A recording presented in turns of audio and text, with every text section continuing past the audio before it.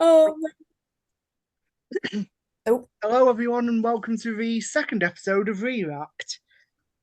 We had incredible reception to the first one, and we can only thank you so much.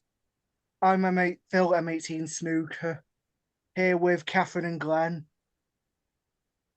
and we've got quite a lot to talk about. Firstly, how are you both? good, yeah, all good. Plenty of snook over the last week, so happy enough. I am positively giddy. Thank you very much for everybody who sent messages. It was very kind of you. Yeah. Firstly, I know people have been asking, or at least one person's asked, and more probably will. So I'm going to clear it up now. I have not set up the petition for Big Break yet. I've not had chance. I'm intending on doing, but been busy. But It's when going to I happen. It is going to happen. It's going to happen. exactly, Yeah, it's just timing it to make sure it comes in first post of the day for BBC. So just got some news to go through first. Starting off, the British Open qualifiers have been on for the past few days. Have you seen any results that particularly stand out to you? yeah. Well, just today, Liam Graham's win against Chow Yu Peng. That was a massive sort of someone so young. Yeah, Um, yeah, that was a really good win. Then also with Chris Waken won during the week as well. He was 3-0 down, I think, to Andrew Paget, and he came back and won 4-3. So yeah. there's just a couple of standout results. Yeah, I've just been having a look down there, and Graham Dott's qualified, which is always good. That was a bit of a close one as well. Yeah, But I've hardly, I've just been looking at the draws, and there's some absolutely awful draws. It's just nasty. yeah, Yeah, Like Ding and Brissell. I'm like, that's big, yeah, that like is for a big. first round. And Mark Allen and Anthony McGill, and yeah, there's some really big ones to come. But I think they're at the later one in Cheltenham, I think. But Yeah, yeah, yeah, there's some pretty grim ones. And we've got Maguire and Jimmy White on the 19th as well, which is going to be one for the connoisseurs, isn't it? definitely. definitely. Yeah, Just looking through these scores, one that stood out to me, and I did say on Twitter last night, I'm not even that surprised about this one really, is Rod Lawler beating Sam Craigie. Yeah, I was going to mention that, but I'm yeah. not. I was thinking the same. I am a little bit surprised, but It's Yeah, a like bit, he seems to he throws up these surprise results every now and again, but I definitely wasn't expecting that one with Sam Craigie. yeah, Sam's a very frustrating player because I just knew that result was coming based on who he was facing. It's these slower players, Yeah, seems more tactical players that seem to catch him out. But all his skill yeah. I think just seems the to get bogged down too easily. yeah, I think he gets frustrated too easily with the maybe Rod might be a bit slower than most players, but Sam definitely he gets frustrated when the longer frames come, and you could nearly predict that result coming before. Yeah. And you want to talk about solo players? We had a unique situation last night because we had Laura Craigie and we had Aaron Hill versus Anthony Hamilton. And we had a unique position where all four players had an average shot time above 31 seconds. oh Yeah, my God. Yeah, that doesn't surprise me. I think Aaron was just over 31, Craig is about 32. Hamilton and Laura both. So it's just Lorenzo messaging me. Uh, Laura and Hamilton were both bordering on 39 seconds. Oh yeah. I God, think that should be they illegal. both finished on just 38 seconds.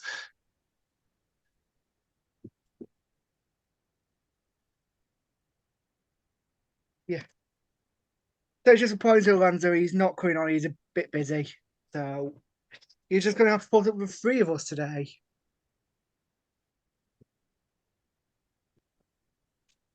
Be easy to edit. Yeah, definitely.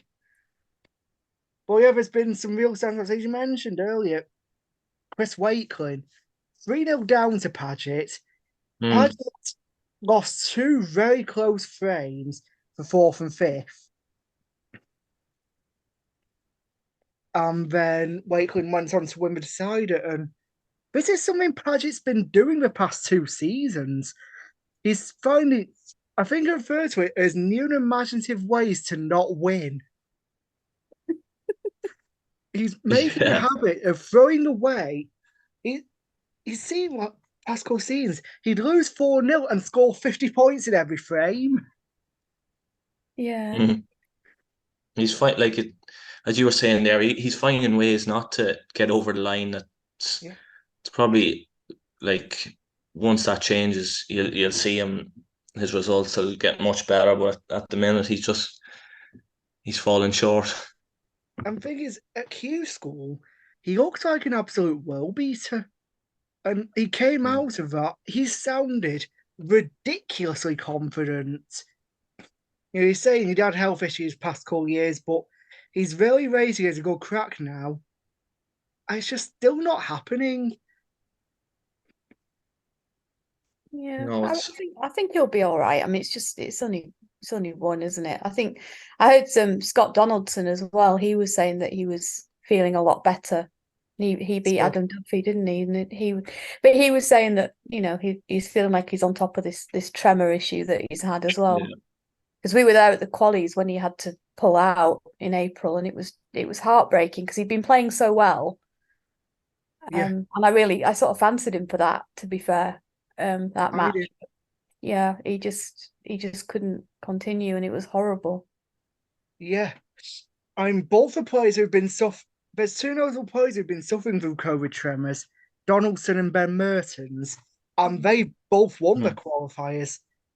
Yeah. Donaldson won 4-1 against Adam Duffy, and Ben Mertens won what looks like a very good match 4-2 against Louis Heathcote. Yeah, and both played very well. So it's great to see that maybe they're on the way to getting over that tremor, hopefully.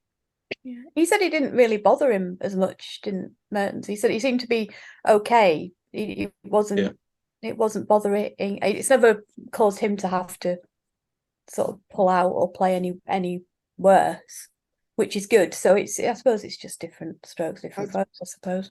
Yeah, I was watching him. I think he was a match against Jimmy Roberts in the World Qualifiers.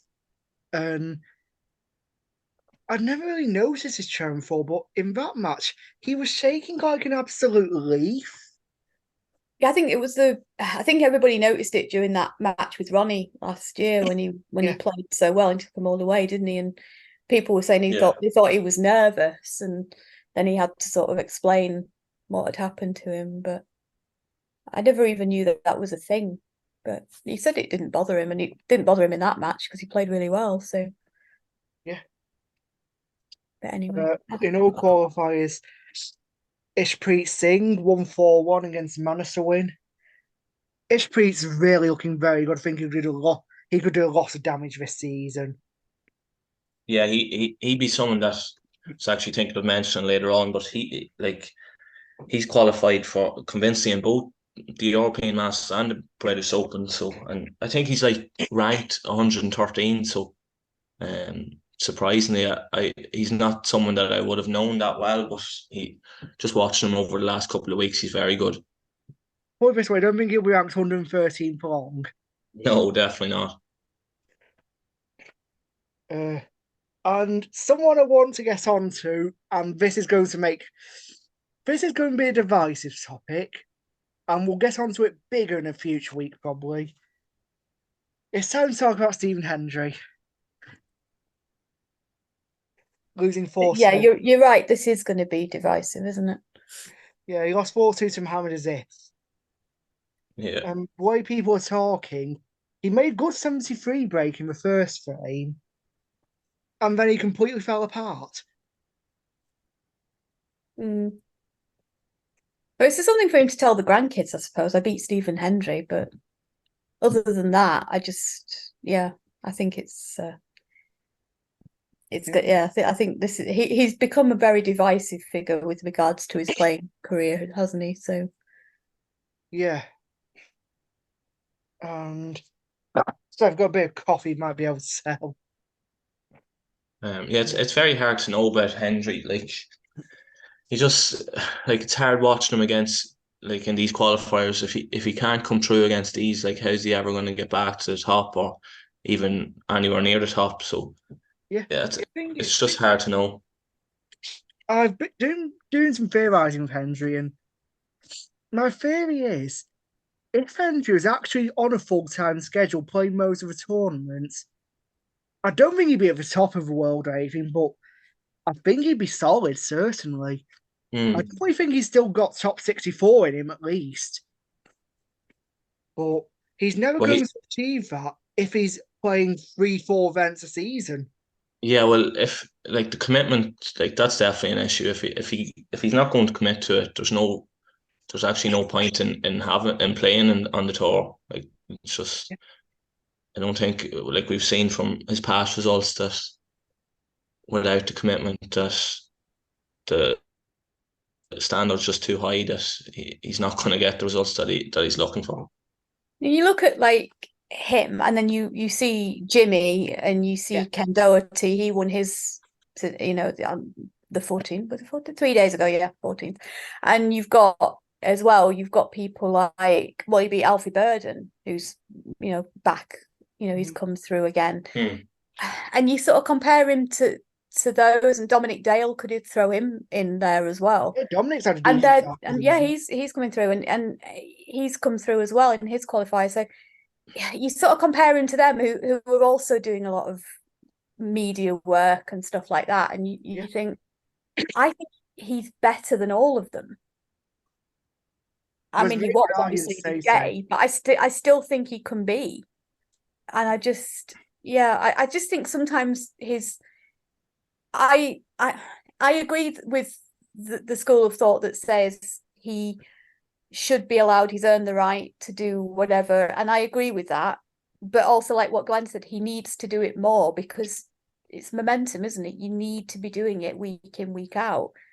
If you're doing 2 or 3 of a season, then you're not going to be even lukewarm going in. You need to be in order to do it. And I just don't think, I just think it's a shame, because he says it's not a comeback, and I agree it's not a comeback, and if he wants to do that, but there's sometimes the way he talks, he just thinks it's almost like he's beaten himself before he even goes in.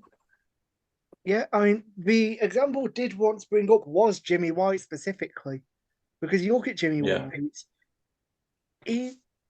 let's be fair, Jimmy White's now in his 60s, I think. He's 60, 61 now, and for years, everyone knows how I feel about invitational tour cards, but that's a subject for another day.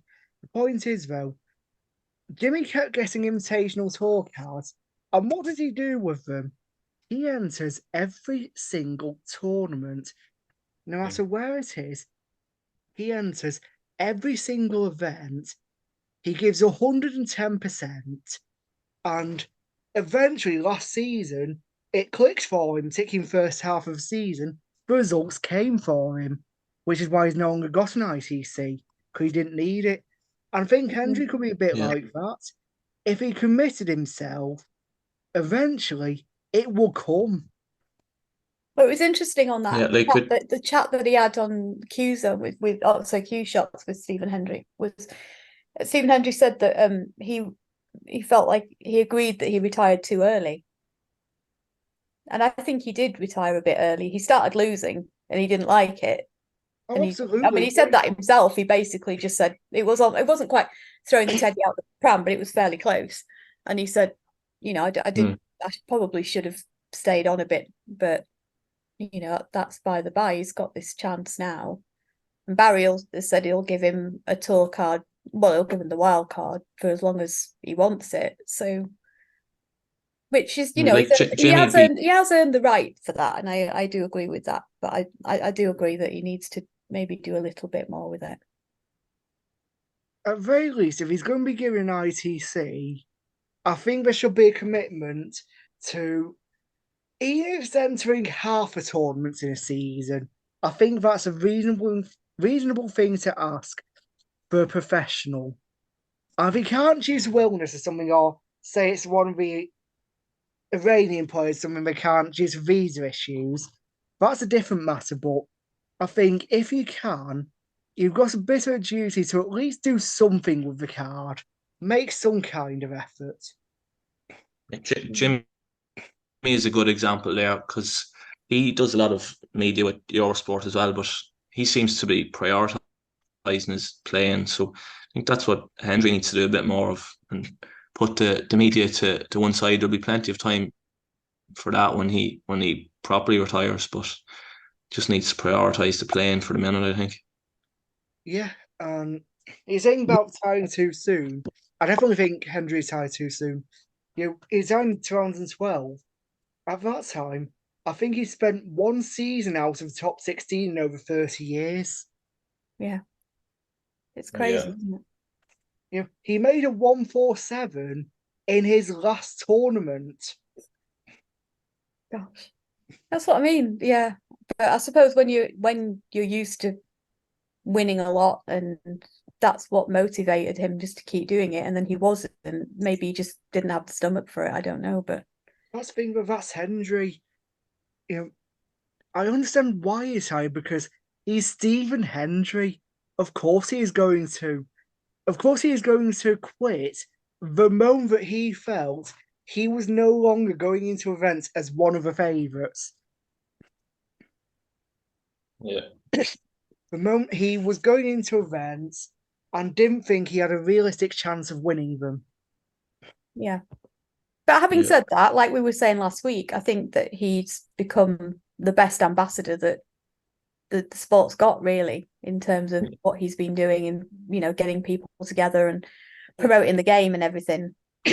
So, yeah. And with his YouTube videos, like you actually get to see some personalities in snooker that, or even outside of snooker. I think Maddie Cash, the footballer, was on last week. Like it's great to see people like that are interested in the sport and just have a chat with them. And I think it's that one that Ben Foster's been on fairly recently as well. Yeah. But yeah, seeing Hendry the ambassador is fantastic. I will never take that away from him. He's an incredible ambassador for sport. I will never doubt that. But he frustrates me playing wise. And Stephen Hendry is a great segue into his video of Barry Hearn. This is the one where I watched the wrong one, didn't I? In order to prepare, and then I did watch the one that you wanted to talk about. Suffice to say, it was very Barry Hearn. Yeah, I think I've been warned that I was going to hate it and that I was going to get mad about it, but actually I wasn't, because I think you know what you're going to get with Barry. So, and ultimately, most of the things we heard there, they're not new. They're things he's been peddling for years. Right. Yeah. The idea of players don't deserve to be paid unless they win.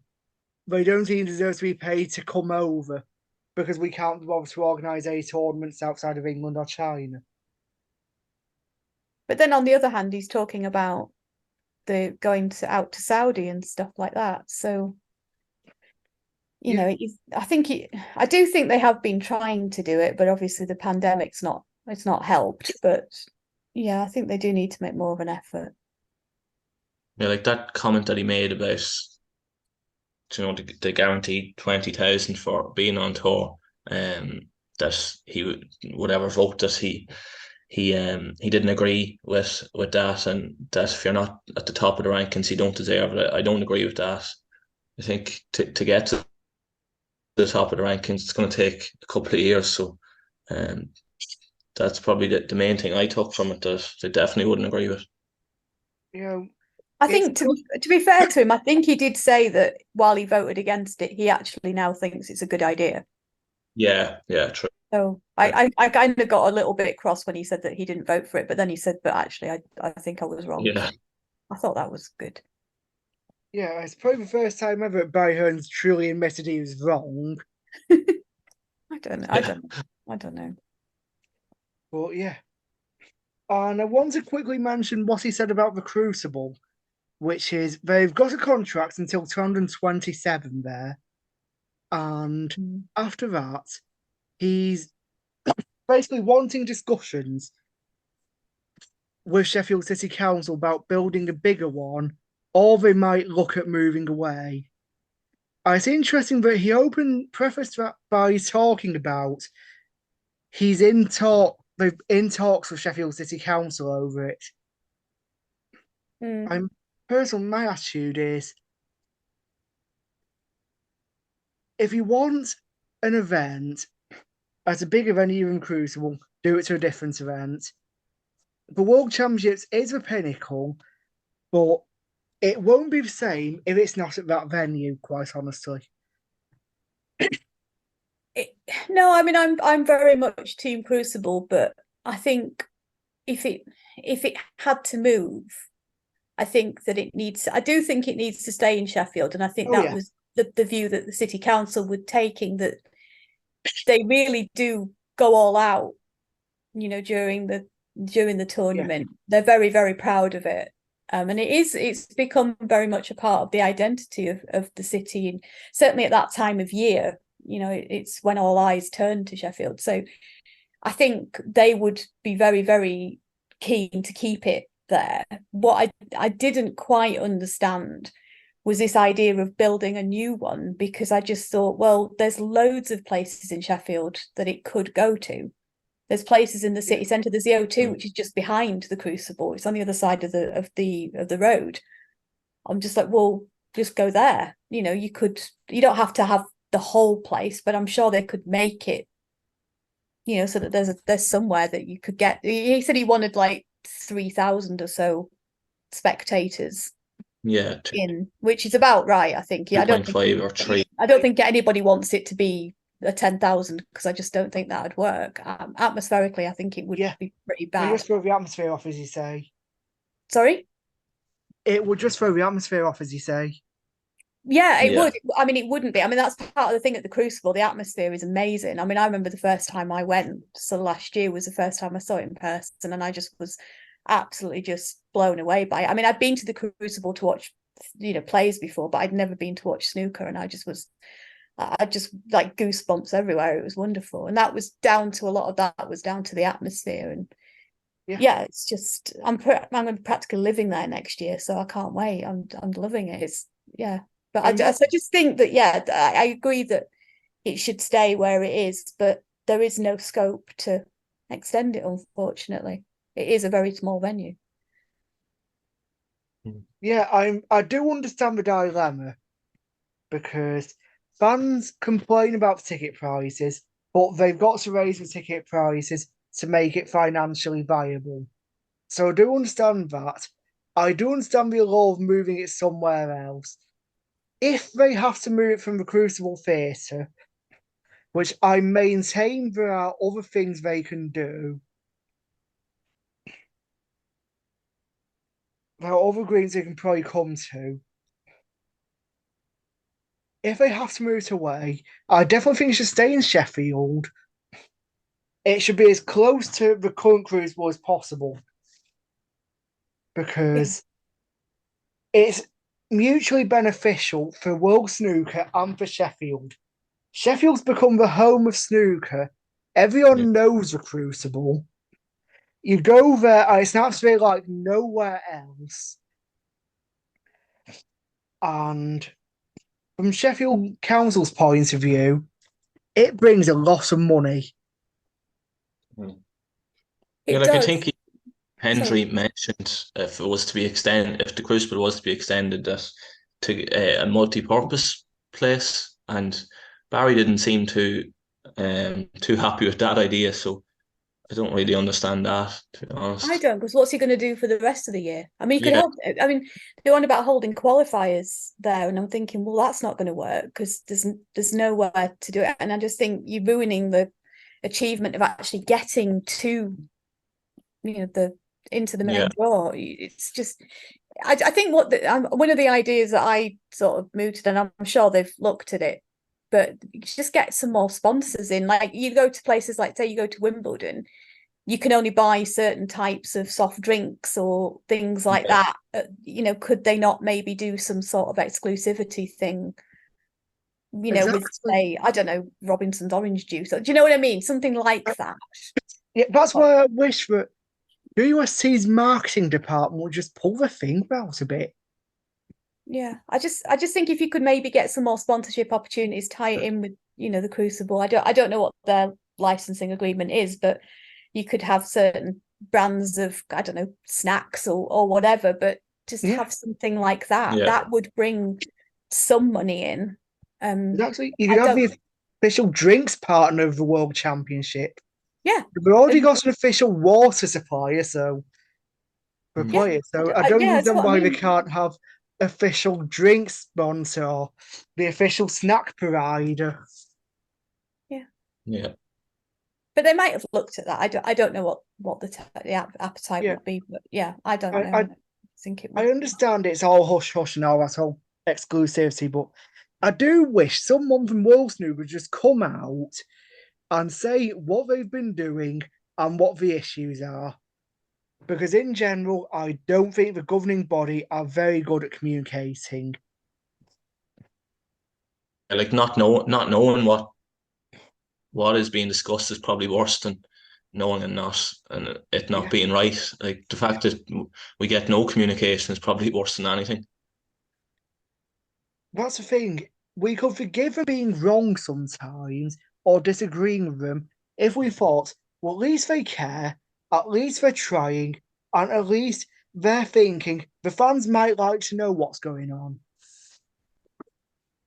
It's the fact that they're not saying anything that's the issue. All the communication we get is from the mouth of a man in his 70s who is determined, no matter what, to play the part of the East End geezer.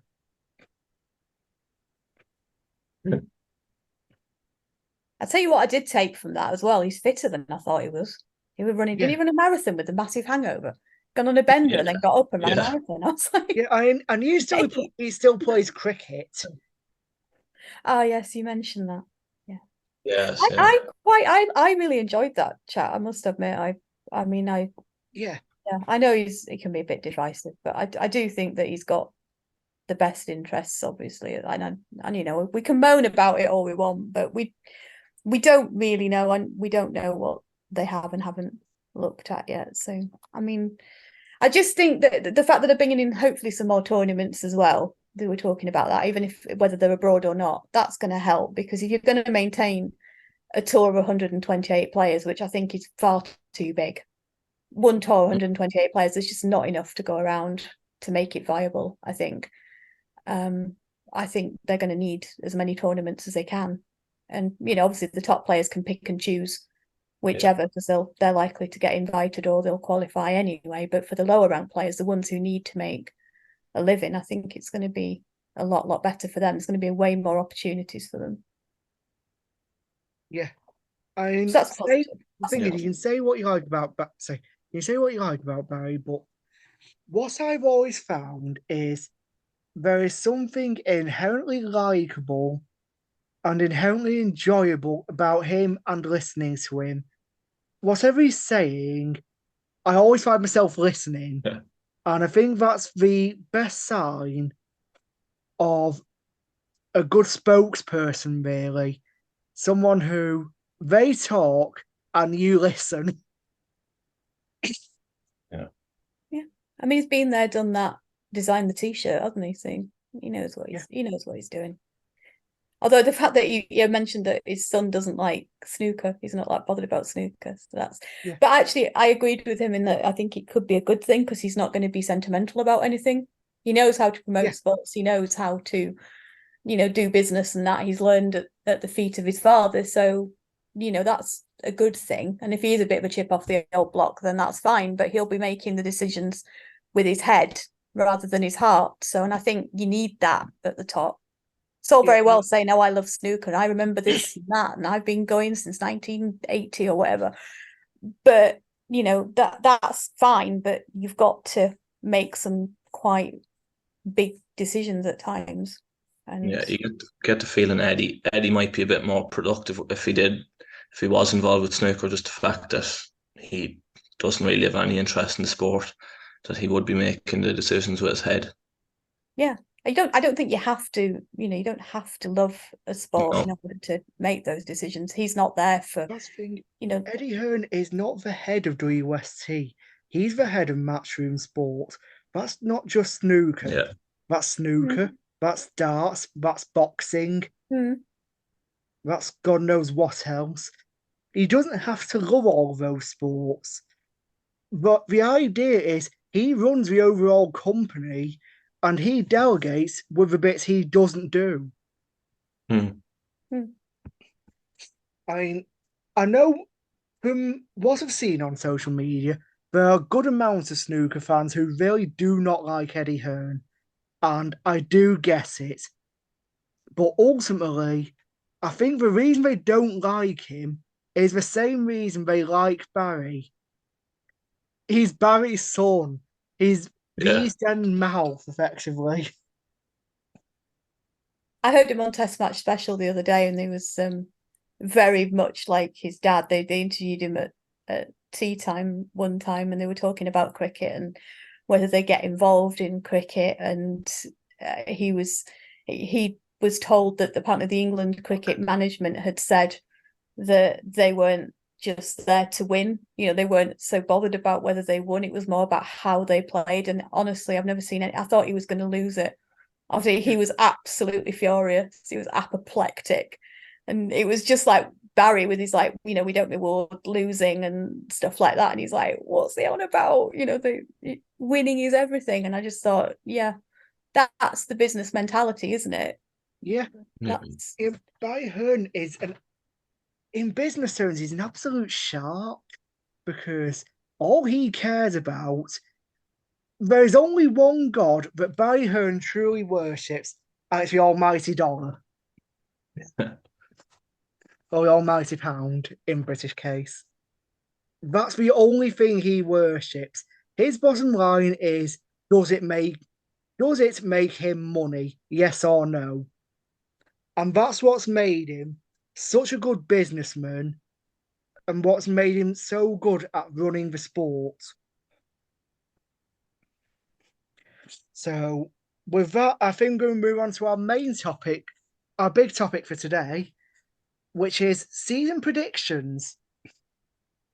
Is this a good time to tell you that I stopped making predictions 3 years ago? Because literally every man and his Uncle Tom Cobley and all was winning ranking events. So, well, if you don't want to make predictions, you can just tell us why we're wrong. I've done my homework. I have done my homework. I have broken my vow, and I'm going to make some predictions.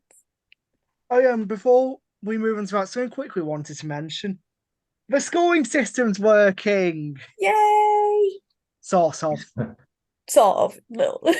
It's working most of the time. I did check it the other day, and it was actually working. So maybe they listen to us. Maybe. I mean, it's still incomprehensible. It works. At least it's showing how many points are still on the table, which helps. Yeah. It's showing one player on breaks. Yeah. I'm still not convinced we need the average shot time to 4 decimal places. Oh, no. The purists are like that. Yeah. Yeah. It's allowing to... I know why it is.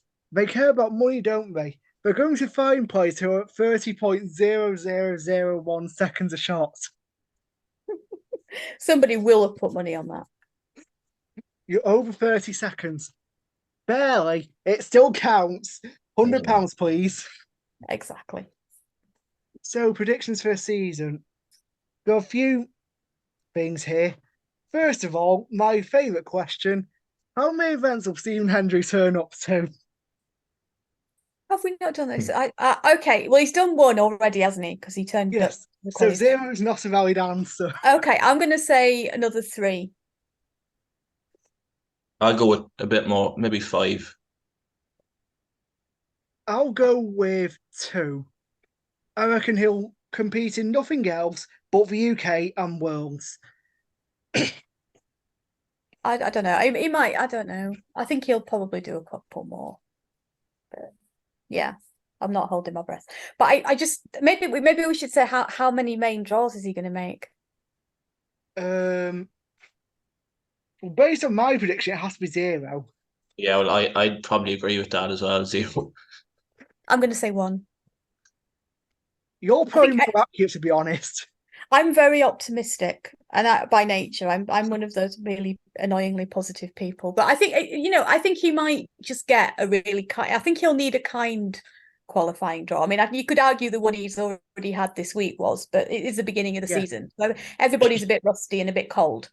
So we got, if we do get any weird results, it is going to be fairly early on. But I reckon by December or so, I reckon he'll be okay. Well, sort of November, December, I reckon he'll be okay. So first real prediction. Who will win the most ranking titles this season? Who are you picking first? I think I'm going to go for Judd. Judd Trump's had a couple of somewhat dodgy years. He had fantastic scenes 2 or 3 seasons ago.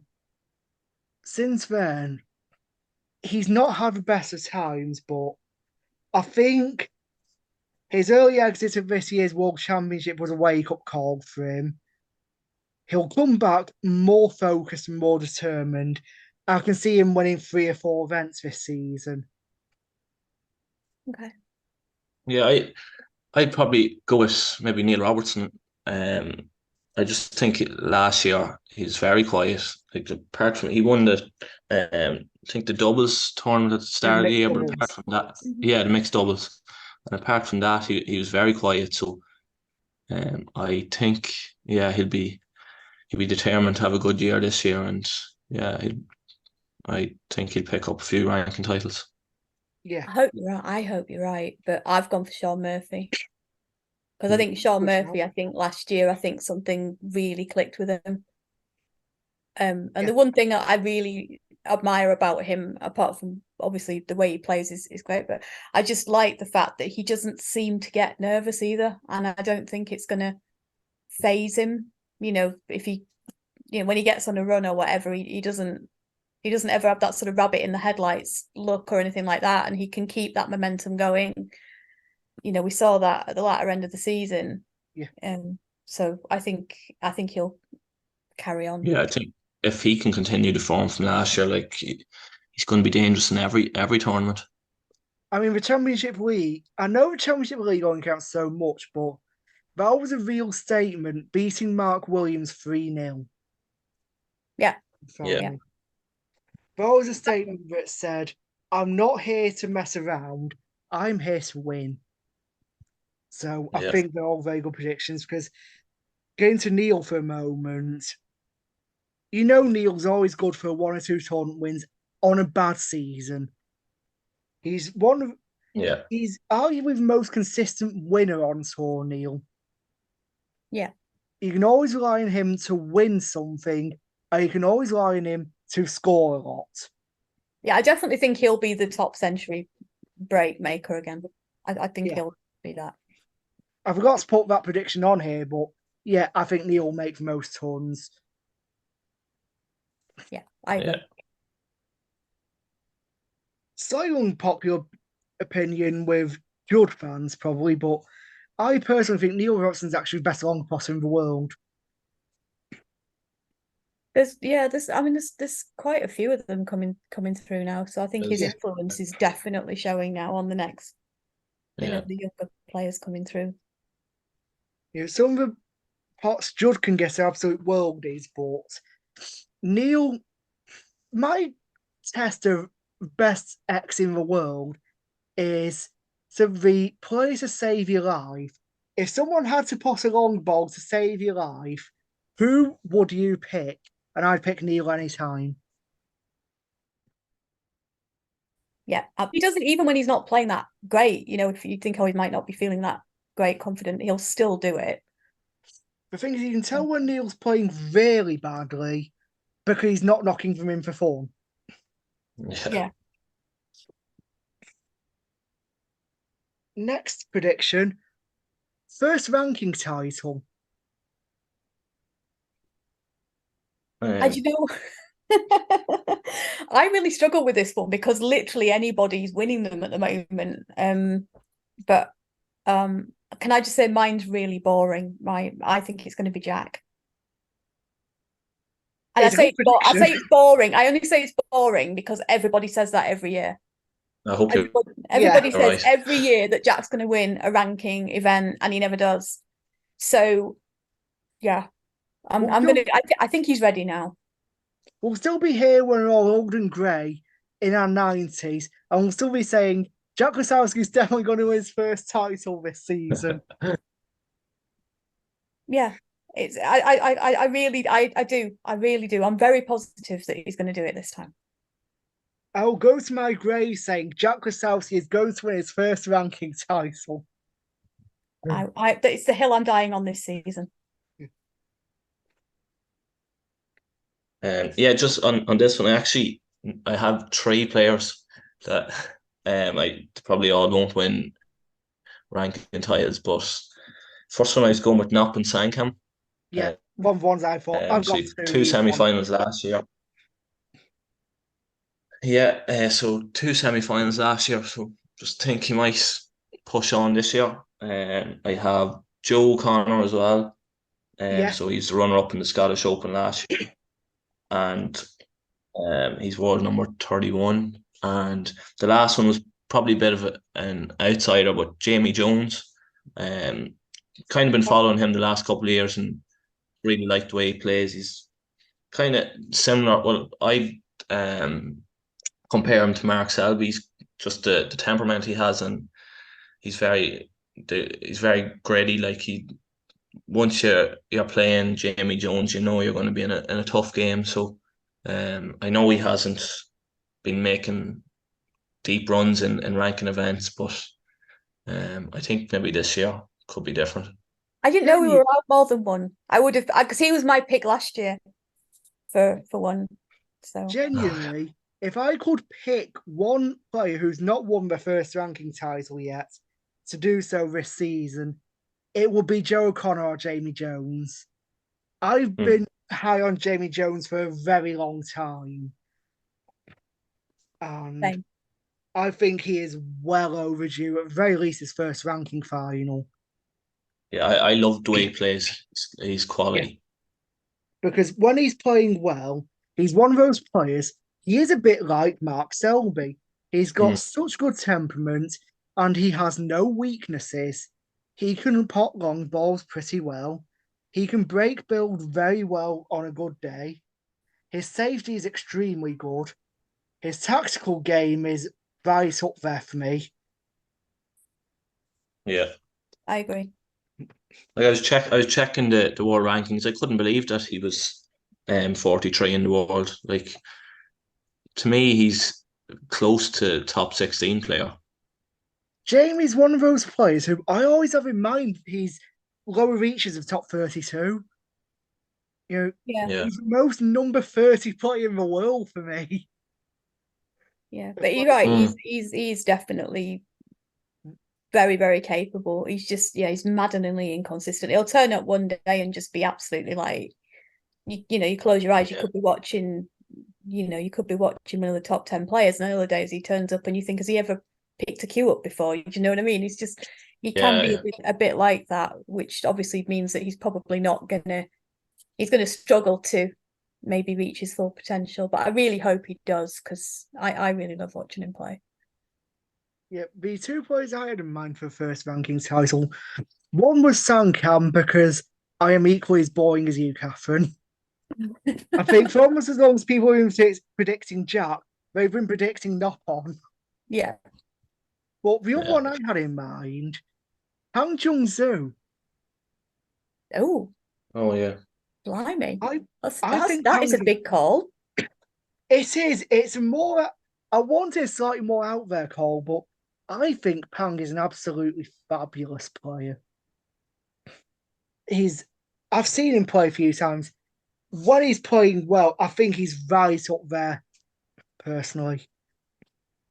Can I throw Wu Yizer in there as well, then, please? If Yeah, we're allowing definitely. if we're allowing more than one, I'm going to agree with Jamie Jones, but I'm going to put. I nearly picked him, but I don't know whether it might be a bit soon. But I mean, he qualified for the Crucible and he looked fabulous. I mean, and he cut his mullet off, which was immense because that just did not work. Yeah, but I think he's. I mean, they've been talking about him for a long time, and he's still very young, but he could. He didn't seem at all phased by the qualifying and making it to the Crucible. And I know he got Robbo in the first round, which was just unlucky for him, I suppose. I'm too fair to Wu. He actually played quite well in the World Championship. The only reason he lost so heavily is because Neil played snooker from the absolute God Oh, he squad. played out of his skin, absolutely. Yeah, I was delighted. Yeah. I have no idea why that Neil went for a match against Jack Jones, but I think I'm trying to forget about that. I'm not, because I'm a big Jack Jones fan. I actually nearly said Jack as well. Well, I said the other Jack, so Yeah. that's my number one prediction. Yeah, I very nearly said Jack Jones, but there's just something holding me back slightly from him in terms of winning an event. I think he'll get there, but I think he's got years away yet. Yeah. Yeah. So next one's the Young Player of the Season. And in this case, I'm defining young as anybody who's 25 or under. Or younger. Yeah. 25 or younger. 25 or younger. Glen? So I know Phil, you mentioned him a couple of minutes ago, but Pang Jungzu is the one I went for in this. So yeah, I was just looking at the results from last year. So he had semi-final, bet in the semi-final of the Welsh Open, and bet in the quarter-final of the German Masters, and bet in the final of the WST Classic. So he's not far away, just looking at them results. So yeah, I think he's going to have a big year. I'll be honest with you for a moment. The only reason I didn't say Pang Jungsu for this is because 40 is over 25. Yeah, Turns he's out only it's 23. 23. I actually had to check mine, but then I remembered how old he was. And I've gone for Si Xiaowei. That's a good answer. Because I just think he's going to have taken so much from what happened in the Crucible. He's no player been high on for a while. You remember when he dropped off the tour a few years back? I remember saying at the time, he is far too good to be off the tour. Yeah. And they went to the WST Championship, had the best amateur match you're ever going to see against Michael White. Yeah. I won't think that disappointing Michael lost that, because there are two players who you watched and you thought, they're not even professional, and they're playing at this standard. Yeah, I think he's just sensational, and I think definitely he's going to be. I mentioned Wu Yizer as well, so I guess I kind of have to tag him on that as well. The two Chinese players, but I think Si Xiaowei, I think he's going to be. I think he's going to have a big season. He's started this season really well as well. Qualified for both. Yeah, he did. Yeah. Things are looking good for him. The player I've chosen, I'm going a slightly different route because I've not picked someone from China. I've actually picked somebody from Belgium, Ben Mertens. I nearly went there. But I thought after last week, I better not. I think Ben's got a huge potential. I really do think he'll end the season in the top 64. I don't think they're not far away, either of them, actually. I had a quick look because I was going to say, well, either of them. I'd be interested to see what either of them do, really. And they're both quite different. Watching them play each other at the qualifiers this year was, it was quite stark, how different they are. I don't necessarily, I mean, I know obviously we talk about Luca winning, but I don't think that that's necessarily going to have much of an effect on them. I think they'll think it's pretty cool, but I'd be interested to see how they go, but I think they might be another season or two before they start to shine. But I hope they stay on tour. I do. Still only 8, like it's It's nice mad. that Julian and Ben are best mates as well. They are. Oh, Yeah, they they are are. very close off the tour. Yeah. Yeah, they are. What are you saying, Glenn? Just that it's mad that Ben he's still only 18, like he's so many more years to go.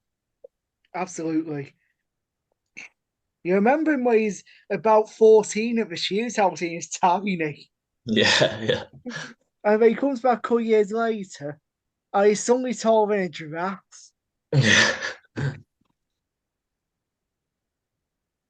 Didn't he? He should have been called Rothschild. Giraffe joke for you all. I promise there's not too many of those. I don't know that much about giraffe starters. But we'll move on. Best Q School graduate. Which person who came through Q School do we think is going to have a really good season? I've got my hand up. Go on. Louis Heathcote. Lee Heathcote. Yeah. Yeah. Snap. I don't think you can argue too much. No. Or maybe I'm wrong. Maybe you could, but stood out a mile for me. He shouldn't have been anywhere near Q School. Yeah, it's so big surprise that he dropped off the tour in the first place. Yeah, that's what I thought. I cannot understand for the life of me what happened there. It was just one of those really bizarre ones. It was like he just seemed to be there, and then you would just, oh, but he did, looking at some of his results the last sort of year or two has not been great. And I know he was talking, we were on about it last week, weren't we, that he's been having to take jobs because, to pay his bills, basically. But to me, he was absolutely, I mean, even just looking at the draw, never mind the final round, I mean, he just, for me, stood out a mile. And the match where he dropped off a tour, losing to Andrew Higginson in the World Qualifiers, you see he lost to Higginson, very disappointing. You look at the scorecard, he made 4 tons. Tons, yeah, he did. I know, it was really, really harsh, but... He made 4 tons and lost, I think, 10-8. Mm-hmm. Yeah. So is that your prediction, Glenn, or did you think of anyone else? No, I was actually just looking through all, like, everyone. There's probably a case you can make for all of them. Yeah. But I was looking at Dean Young.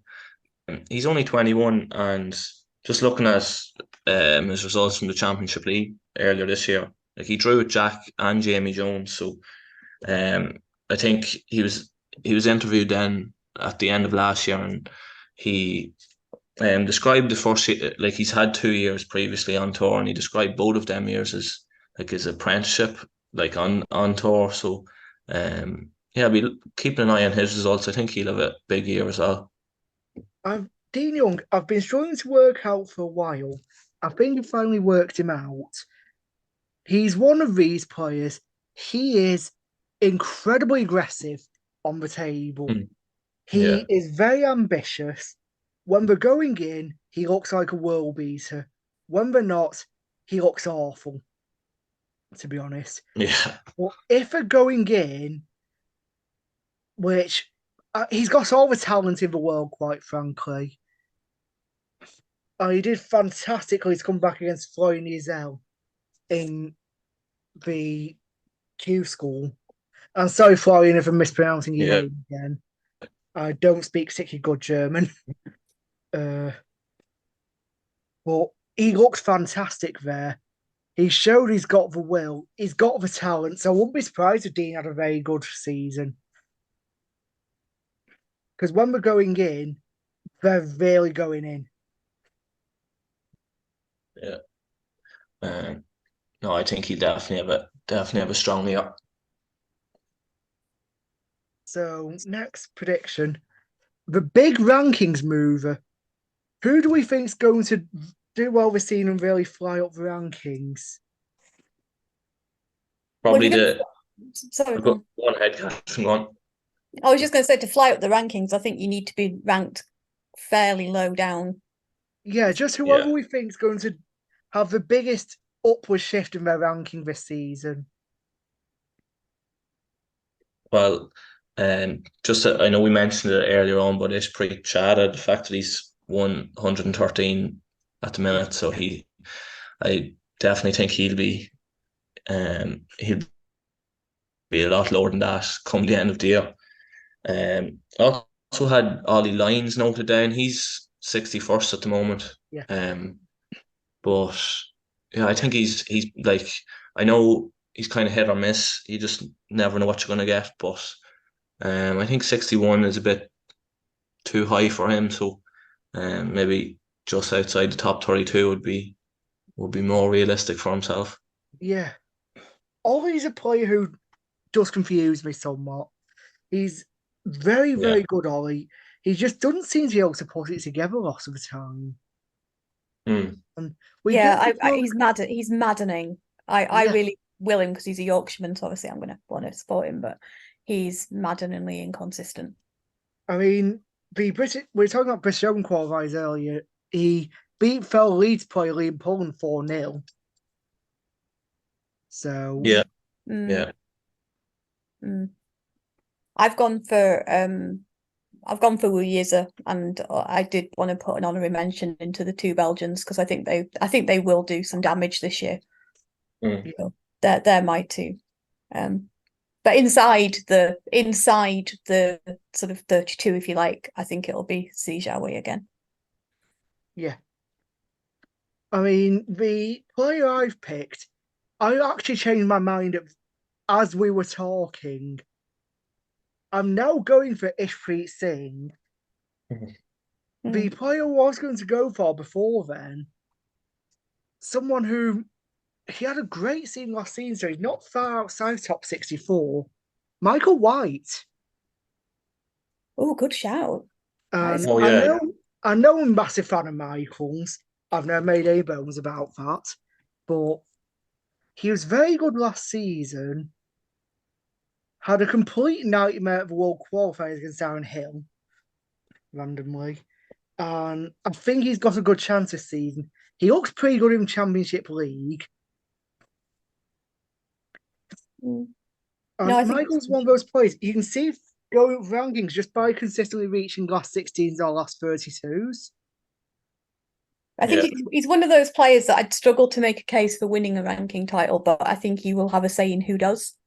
Because I Yeah, Exactly. think that's a good he way of can putting beat, it. yeah, he can beat anybody when he's on, and he has. I mean, he's had some massive results, but yeah, I think he might be. That's a really good call. Actually, I never thought about him. You know, being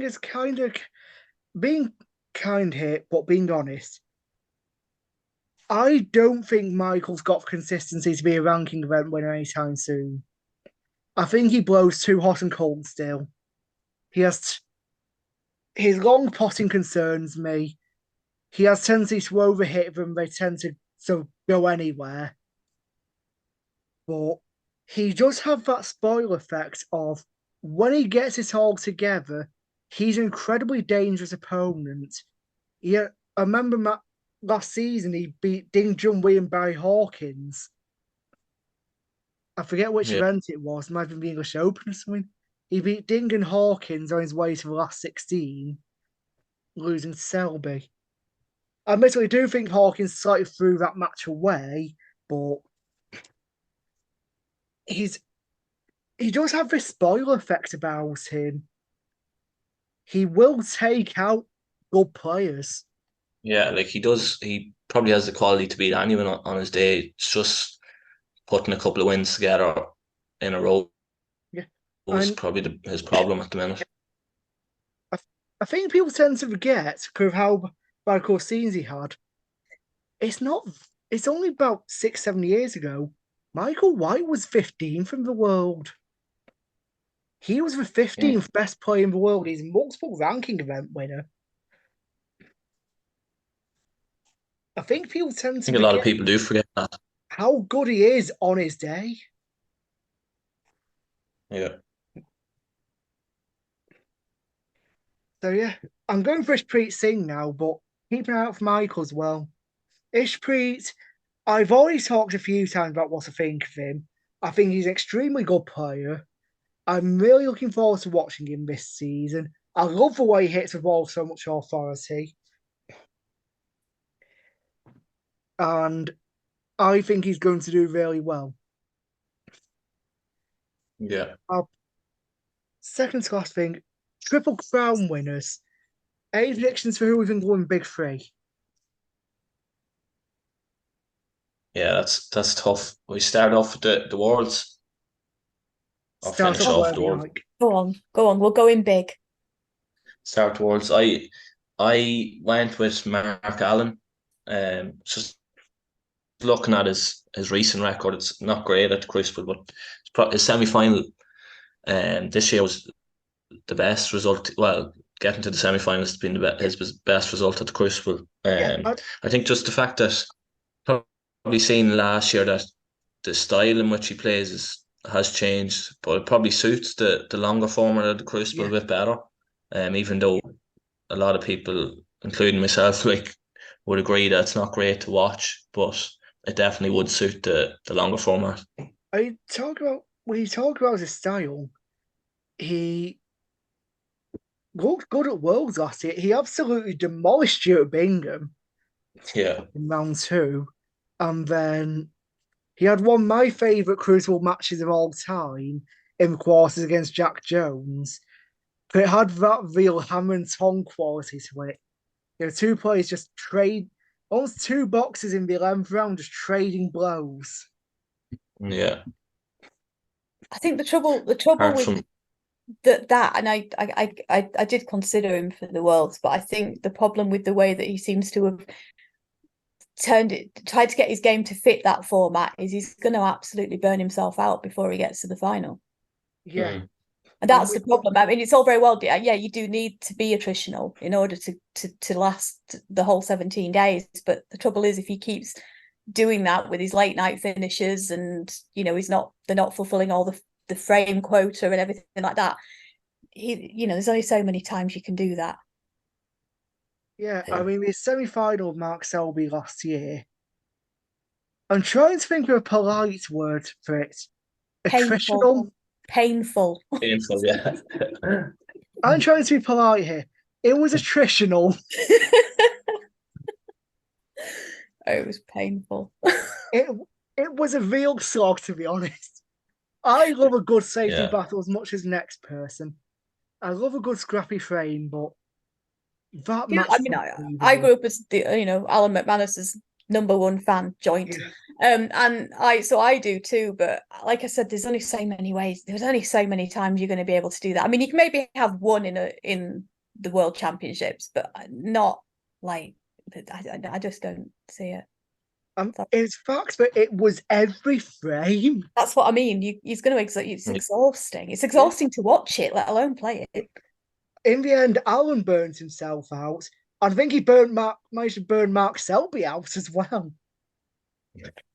Because Selby pretty much did not get going for 2 sessions. The problem is 147. He barely got going for first day of the final. Okay. My World Championship prediction is Shaun Murphy. Yeah, Shaun. I just think there's him and Anthony McGill, and they both have the perfect game for the Crucible. I think they both like that long format. But I think Shaun, he's just got that little bit more. He's got that little bit of class, hasn't he? Yeah. And my problem is, I've got an obvious pick, and I've got a wild card pick. I don't know which one to go with. Throw them both out. My obvious pick is Jord. I thought you were going to say Selby. I did consider Selby, but there's just something back in my mind that's saying he's not going to get to another world final just yet. I could see him doing it, but there's just something back in my mind saying no. And Jord, he's unbelievably hungry for a second world title. I don't think Judd will truly see himself amongst the greats until he wins the second world title. Okay, mad to think he only has 1 minute. Fancy? It's mad to think that he's only 1 world title at the minute. We say that about Robbo as well. Yeah. But again, I just don't think he likes the format. Who's your wild card? You mentioned him a bit earlier, Anthony McGill. Is that a wild card? I don't know if it is. He's a wild card because he's never amongst the favourites. He's still been out of the top 16 a bit. He's not someone who you'd obviously predict to win it, but at the same time, Anthony McGill loved the Crucible like nothing else. Yeah. The format of the World Championship was made for Anthony. You know, I still think what could have been if he'd won the decide against C.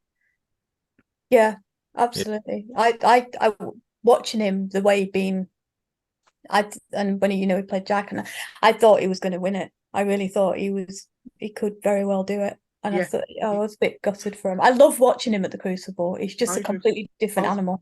I remember watching the first session in particular against Jack. I just absolutely strangled the life out of him. He's like a boa constrictor of a Crucible.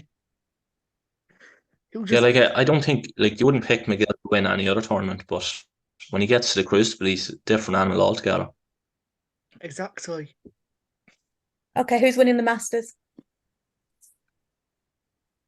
I went with John Higgins for the Masters. Was that just to make Lorenzo happy? I was going to say that would have been two of you. Yeah, I just think there's one more title left in Higgins. And probably the Masters is out of the top three. The Masters is the one that would suit him a bit better. It's just a shorter format, only one session up until the final. So yeah, he was better in a final frame decider last year by Mark Williams. So yeah, I think the fact that maybe a lot of people are saying that he is on the decline, but I think there's definitely one more left in him. Okay, I've gone for Judd on this one. Sorry, no, I didn't. No, I didn't. Sorry, that's a whole different prediction. I went for Neil Robertson on this one. I think he just loves the Masters, and he just plays really, really well when he goes. Robertson's a safe prediction for the Masters, isn't he? You know he's playing safe. He's bound to do well at some time. There's just something about Alexandra Palace and the Masters that really seems to bring the best out of Neil. Yeah, that's what I mean. That's why I've gone for him. He's like, I think he must start as the favourite virtually every year, surely, pretty much. Apart from Ronnie, but then I sometimes think there's a bit of sentiment involved in that sometimes. But yeah, my safety game is strong when it comes to the Masters. I think Neil just really, really seems to. It just brings the best out of him in there. My prediction's quite interesting. I've gone for Luca Pacelli. Okay. I think this is the tournament that really cements Pacelli as more than just a fluke world champion. It cements him as he is a top player now. Okay. And see him just surging through and win final comfortably. And people thinking, perhaps he is real deal all of a sudden. Perhaps he's finally achieving his potential. I think he's already done that myself. I don't think you can't fluke a world championship. I agree, but there's some people who will say that. Well, some people clearly don't know anything about winning major sporting events. Yeah, I think this event that will make them wake up and think, he's for real now. He's not the soft touch who turned up with 2 Qs for Masters before. He's now the guy, really. Yeah, I think I'm still on the fence about Bracell. Just have to see how he performs this year, but I'm still on the fence if he is a top player yet. Yeah. So finally, the UK Championship. I'll go first. I've gone for someone who's actually, if I recall correctly, got quite a poor record compared to the UK Championship. Mark Selby. Okay. I went for Judd. That was my other one. I wrote it the wrong way around. I thought you did when you said that was a whole other prediction. I did. I ruined it. I spoiled it. It's because I kept changing my mind. But Robbo doesn't tend to. He plays better at the Masters than at York. So, but I think Judd will. Well, I think he's going to win one of them this year, and I suspect it will be the UK. I hope so, anyway. Yeah, I went with Ronnie for the UK.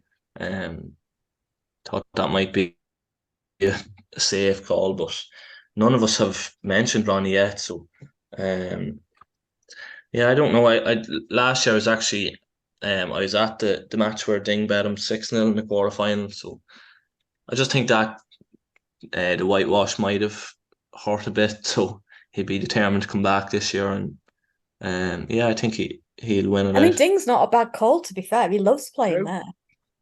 He's Ding just, Yeah, absolutely loves true. it he there. should And have won it I, last year. he should have won it. I was He- convinced he was going to win it, but He just completely collapsed against Alan. it was He's really he strange. completely dominated the first session.